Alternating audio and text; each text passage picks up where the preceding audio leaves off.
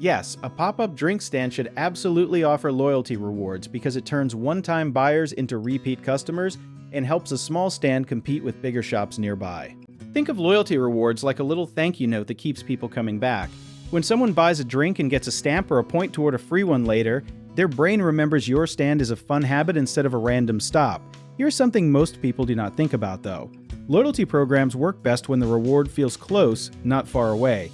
If a customer needs to buy 10 drinks before getting anything, they lose interest fast. But if they only need to buy 3 or 4, they feel real progress and keep coming back sooner. Pop-up stands can even use a simple paper card or a quick text sign-up instead of an expensive app, which keeps costs low while still building that same excited feeling of almost earning a reward. One common mistake is making the reward too complicated, like different point values for every drink size, which confuses customers and makes them give up. Keep it simple with one clear rule, like buy 5 drinks and the 6th one is free. Another mistake is forgetting to collect contact information, like a phone number or email, because that is how you bring customers back on days when your stand is not even open. A quick tip is to offer a small bonus like a free topping just for signing up so people join on the spot instead of walking away and forgetting.